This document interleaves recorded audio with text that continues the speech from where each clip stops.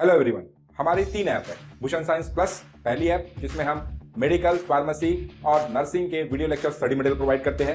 दूसरी हमारी ऐप है भूषण साइंस नीट, जिसमें हम NEET related video lectures, live classes और स्टडी मटेरियल प्रोवाइड करते हैं। और तीसरी हमारी ऐप है भूषण साइंस एग्जाम, जिसमें हम वेरियस एग्जाम्स की टेस्ट सीरीज प्रोवाइड करते हैं, including your pharmacy, nursing, medical, government, non government, each and every exam. Thank you. Hello friends, अपनी इस वीडियो में हम लोग बात कर रहे हैं प्रोसेस ऑफ डीएनए रेप्लिकेशन का। डीएनए रेप्लिकेशन क्या होता है, उसमें कौन कौन से एंजाइम्स इन्वॉल्व हैं, उसका क्या ओवरव्यू है, इसको हमने अपने पहले की वीडियो में देख लिया है। इस वीडियो में हम बात कर रहे हैं प्रोसेस ऑफ डीएनए रेप्लिकेशन। तो हमें पता है कि डीएनए का रेप्लिकेशन 3 प्रोसेस में होता है, 3 स्टेप्स में होता है, इनिशिएशन, इलोंगेशन और टर्मिनेशन। तो सबसे पहले आते हैं हम इनिशिएशन। अब सपोज कीजिए कि ये डीएनए का स्ट्रैंड है, तो इनिशिएशन में क्या हो रहा है, सबसे पहले क्या बनता है, ओरिजिन ऑफ रेप्लिकेशन। एक यूकैरियोटिक सेल में, जो यूकैरियोटिक डीएनए में बहुत सारे ओरिजिन ऑफ रेप्लिकेशन बनते हैं, क्योंकि डीएनए का स्ट्रैंड बहुत लंबा होता है। तो बहुत एक डीएनए के स्ट्रैंड में बहुत सारे छोटे छोटे बनते हैं ओराई, जिसको हम क्या कहते हैं, ओराई कहते हैं, ओरिजिन ऑफ रेप्लिकेशन। तो बहुत सारे ओरिजिन ऑफ रेप्लिकेशन बनते हैं। यहाँ पर 2 ही दिख रहे हैं, लेकिन इस तरीके से एक स्ट्रैंड में बहुत सारे बनेंगे रेप्लिकेशन, ओरिजिन ऑफ रेप्लिकेशन, जिसको ओराई भी कहते हैं।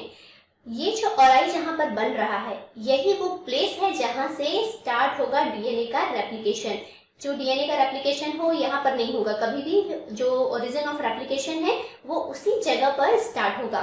सबसे पहले क्या होता है, यहाँ पर एक बबल का फॉर्मेशन होता है। जहां पर ओरिजिन ऑफ रेप्लिकेशन बना हुआ है, ये जगह पर एक बबल का फॉर्मेशन होता है, और यहाँ पर एक बबल है। बबल के बाद यहाँ पर इसका ब्रेकिंग शुरू होता है एक स्ट्रैंड का, और न्यूली सिंथेसाइज डीएनए की बनने लगता है, जिसे हम डॉटर स्ट्रैंड कह रहे हैं। ये इधर के लिए डॉटर स्ट्रैंड है, ये इधर के लिए डॉटर स्ट्रैंड है, और इस डायरेक्शन में रेप्लिकेशन वॉक चल रहा है। मतलब इधर से अनविंडिंग हो रही है स्ट्रैंड की, जो दोनों स्ट्रैंड है उसकी अनविंडिंग इधर से हो रही है, और नया डीएनए का मॉलिक्यूल एक इधर से स्टार्ट हो रहा है और एक इधर से चल रहा है। डिपेंड करता है कि स्ट्रैंड में किस तरफ का प्राइम है। इसको हम आगे और डिटेल में देखेंगे। तो इस तरीके से बीच में ओपन हो जाता है, और ये स्टार्ट होता है नए मॉलिक्यूल की सिंथेसिस, नए डीएनए मॉलिक्यूल की सिंथेसिस, और 2 अलग अलग स्ट्रैंड बनकर तैयार होते हैं। अब हम यहाँ पर मेनली फोकस कर रहे हैं इन बबल्स को। यहाँ पर हो क्या रहा है, तो जहां पर ओरिजिन ऑफ रेप्लिकेशन हो रहा है, ये जो बबल का फॉर्मेशन हो रहा है, यहाँ पर टोपोआइसोमरेज एंजाइम काम कर रहा है। अब हमें क्या पता है कि डीएनए का जो स्ट्रक्चर होता है वो इस तरीके से होता है, हेलिक्स के जैसा होता है, जो एक दूसरे से स्पाइरल बाइंडेड होते हैं, मतलब स्पाइरल शेप में है। तो सबसे पहले उसको सीधा किया जाता है, स्पाइरल शेप को सीधा किया जाता है। तो यहाँ पर होता क्या है कि टोपोआइसोमरेज एंजाइम एक स्ट्रैंड से बाइंड होता है और उसको बीच में ब्रेक कर देता है। ब्रेक करने के बाद वो उसको सीधा कर देता है। सीधा मतलब ये जो स्पाइरल शेप है वो सीधा हो जाता है। सीधा हो जाने की वजह से, जैसे यहाँ पर दिख रहा है, ये इस तरह से कटिंग किया, इस जो स्ट्रैंड है, जो कि यहाँ पे स्पाइरल शेप बना रहा था, 2 स्ट्रैंड एक दूसरे से ट्विस्ट होकर जुड़ रहे थे। तो यहाँ पर ये टोपोआइसोमरेज एंजाइम इसको ब्रेक कर दिया है। यहाँ पे जो टायरोसिन बॉन्ड हो जो होता है, टायरोसिन के बीच में जो बॉन्डिंग होता है, उसको ये ब्रेक कर देता है, जिससे कि हेलिक्स जो स्पाइरल से बन रहा था वो यहाँ पर टूट जाता है। अब यहाँ पर ये सीधा हो गया। सीधा हो जाने के बाद ये टोपोआइसोमरेज इसको वापस से ज्वाइन कर देता है। तो इस तरीके से डीएनए के जो स्ट्रैंड थे, जो कि एक दूसरे में स्पाइरल थे, अब वो पोर्शन सीधा हो चुका है, और इसलिए ये कैसा बना, बबल बना। इस तरीके के लिए यहाँ पर बबल का फॉर्मेशन हुआ। अब जिधर बबल का फॉर्मेशन हुआ है, तो उधर क्या होते जाएगा, एक एंजाइम और आकर जुड़ेगा, जिसका नाम है हेलिकेज एंजाइम। पहला एंजाइम क्या था, टोपोआइसोमरेज। टोपोआइसोमरेज का काम क्या था कि जो स्पाइरल शेप है उसको वो ब्रेक कर रहा है और ओपन कर रहा है, बबल बना रहा है। यहाँ पर ये ब्रेक हुआ और ये सीधा हो गया। इस तरीके से ये सीधा हो गया। अब इसको वापस से रिजॉइन कर दिए, दोनों स्ट्रैंड को रिजॉइन कर दिया। हेलिकेज एंजाइम आया। ये हेलिकेज एंजाइम इस जो बेसेस है, इन बेसेस को तोड़ना शुरू कर दिया। इन बेसेस के बीच के जो हाइड्रोजन बॉन्ड होते हैं इनको ब्रेक करना स्टार्ट कर दिया हेलिकेज एंजाइम। अब यही क्या बना रहा है, फॉग बना रहा है, जिसे हम रेप्लिकेशन फॉग कहते हैं। तो ये हेलिकेज एंजाइम इस डायरेक्शन में बढ़ेगा तो इसको हम क्या कहेंगे, रेप्लिकेशन फॉग कहेंगे। और हेलिकेज एंजाइम जो है दो बेस पेयर के बीच के हाइड्रोजन बॉन्ड को तोड़ता जाएगा। इस तरीके से अनविंडिंग होती जाएगी, जो डीएनए का मॉलिक्यूल है वहां पर अनविंडिंग होती जाएगी। यहाँ पर हम अच्छे से देखते हैं। तो अब यहाँ पर हम देख रहे हैं कि डीएनए के ये दो स्ट्रैंड हैं, 3 prime and 5 prime and 5 prime and 3 prime and. दो स्ट्रैंड यहाँ पर है, एक स्ट्रैंड 3 प्राइम एंड और 5 प्राइम एंड का है, दूसरा स्ट्रैंड 5 प्राइम एंड और 3 प्राइम एंड का है। तो यहाँ पर सबसे पहले जो है टोपोआइसोमरेज एंजाइम जुड़ा है, जो कि क्या कर रहा है, हेलिकल स्ट्रक्चर जो है, स्पाइरल स्ट्रक्चर है, उसको सीधा करने का काम कर रहा है। सेकेंड है हमारे पास एंजाइम हेलिकेज एंजाइम। ये हेलिकेज एंजाइम जो हाइड्रोजन बॉन्ड है बिटवीन बेस पेयर, जो बेस है एडेनिन हो चाहे थाइमिन हो, ग्वानिन हो, साइटोसिन हो, ये दोनों एक दूसरे से हाइड्रोजन बॉन्ड के थ्रू जुड़े हुए होते हैं। तो ये उन हाइड्रोजन बॉन्ड को ब्रेक करता जाता है। तो इस डायरेक्शन में ये ब्रेक कर रहा है। अब जैसे ही ये स्ट्रैंड एक दूसरे से अलग हुए, क्योंकि अभी तक ये दोनों स्ट्रैंड जो थे एक दूसरे से जुड़े थे इन हाइड्रोजन बॉन्ड्स की वजह से, अभी हाइड्रोजन बॉन्ड अलग हुए तो ये दोनों स्ट्रैंड एक दूसरे से अलग हो गए। अब ये स्ट्रैंड स्टेबलाइज रहे, इसलिए यहाँ पर एक स्टेबलाइजिंग प्रोटीन आकर बाइंड होता है। स्टेबलाइजिंग प्रोटीन आकर SSB यहाँ पर आकर बाइंड हुआ, जो क्या है, स्टेबिलिटी बाइंडिंग प्रोटीन है। तो ये आकर यहाँ पर ये दोनों स्ट्रैंड में बाइंड हुआ, जो इसको स्टेबिलिटी दे रहा है, दोनों स्ट्रैंड को स्टेबल करने का काम कर रहा है।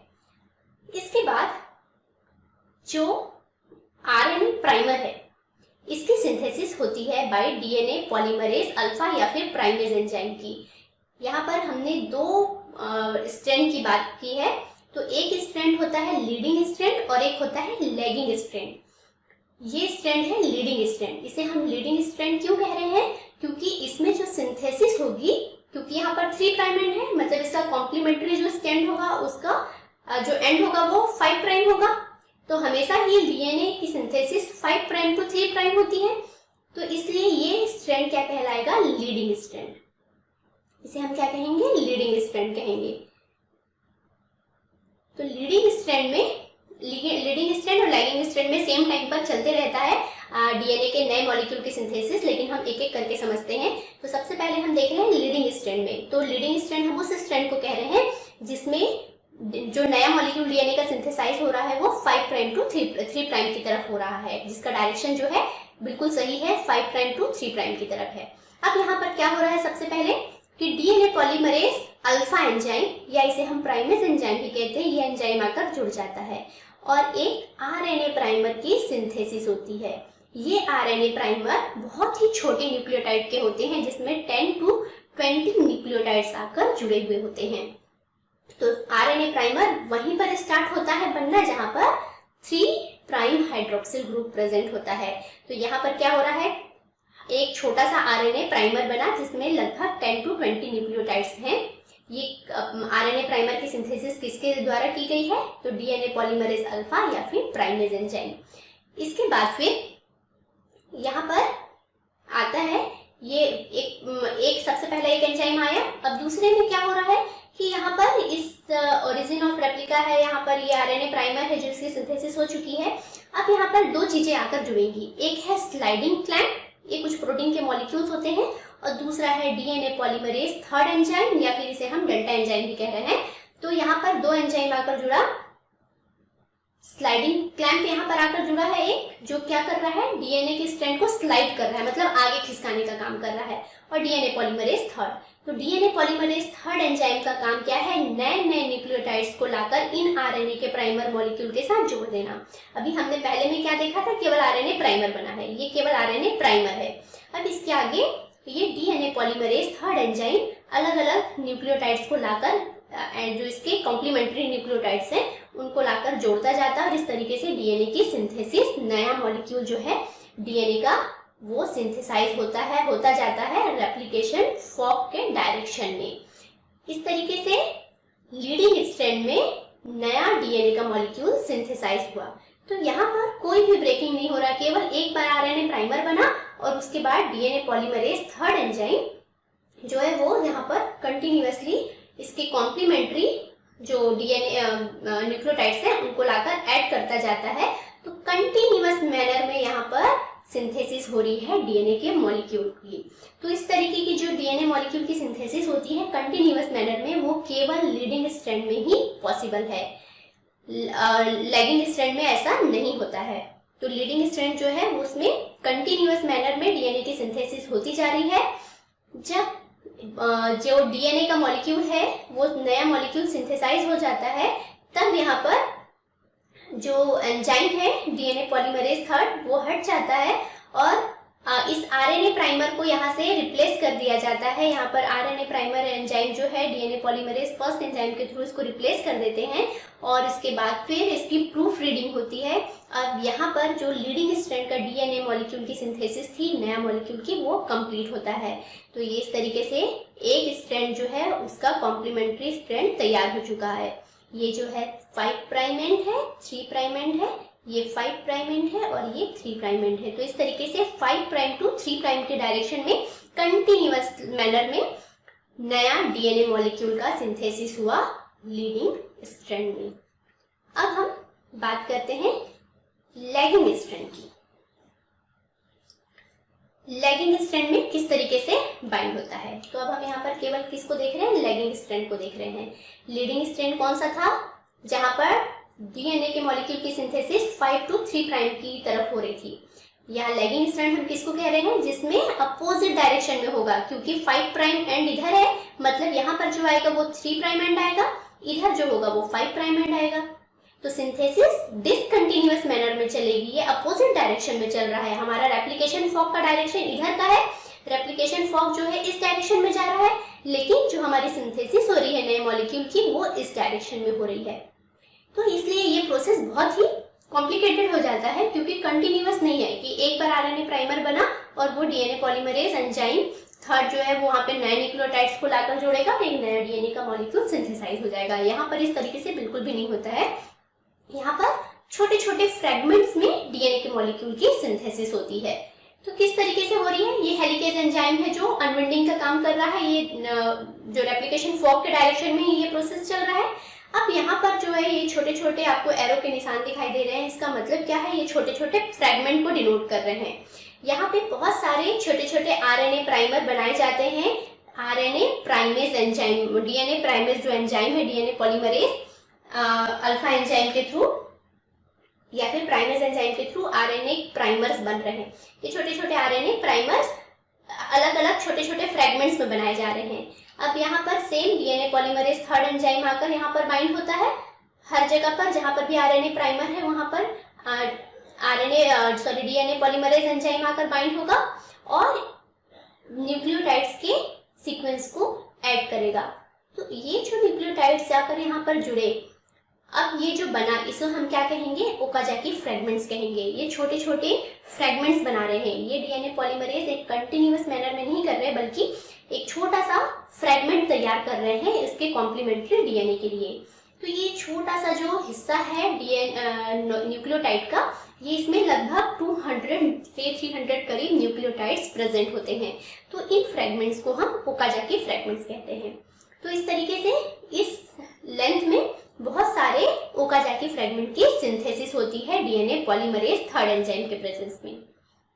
इसके आगे टर्मिनेशन। अब हम इसे टर्मिनेशन यहाँ पर कैसे हो रहा है, तो यहाँ पे जो टर्मिनेशन हो रहा है इसमें क्या हो रहा है कि जो डीएनए लाइगेज एंजाइम है, ये डीएनए लाइगेज एंजाइम आते हैं और इन प्राइमर्स को रिमूव कर देते हैं। धीरे धीरे ये प्राइमर्स रिमूव हो रहे हैं। डीएनए पॉलीमरेज फर्स्ट एंजाइम आ रहे हैं, ये भी प्रूफ रीडिंग का काम कर रहे हैं और ये लाइगेज एंजाइम जो है प्राइमर को रिमूव कर रहे हैं और ओकाजाकी फ्रेगमेंट्स को जोड़ दे रहे हैं। तो इस तरीके से ये सीक्वेंस जो है वो कंप्लीट होता जा रहा है। ये क्या कर रहे हैं, ये नए नए फ्रेगमेंट्स को, जो छोटे छोटे फ्रेगमेंट्स हैं उनको जोड़ने का काम कर रहे हैं, आरएनए प्राइमर को हटाने का काम कर रहे हैं। तो यहाँ पर जो डीएनए लाइगेज एंजाइम है इनका दो बहुत इंपॉर्टेंट काम है टर्मिनेशन में। पहला, जो ये आरएनए प्राइमर्स बने हुए हैं इनको रिमूव करना। इनको ये रिमूव किए, अब ये जो ओकाजाकी फ्रेगमेंट्स हैं इनके बीच बॉन्ड बनाकर, जो फॉस्फेट लिंकेज कराकर ये क्या कर रहे हैं, एक डीएनए के फ्रेगमेंट को तैयार करने का काम कर रहे हैं। तो इस तरीके से एक नया डीएनए मॉलिक्यूल सिंथेसाइज होता है फॉर लैगिंग स्ट्रैंड।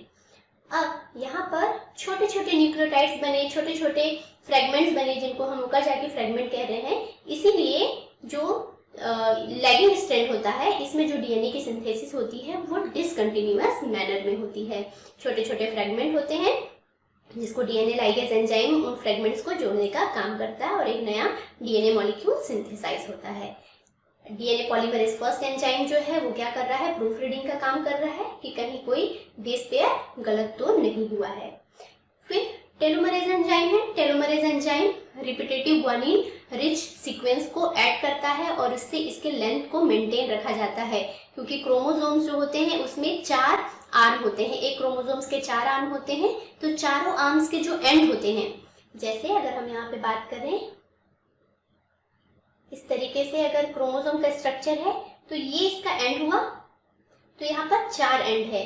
तो टेलोमरेज एंजाइम जो है ये इन एंड्स पर जो डीएनए का लेंथ है उसको मेंटेन रखने का काम करते हैं।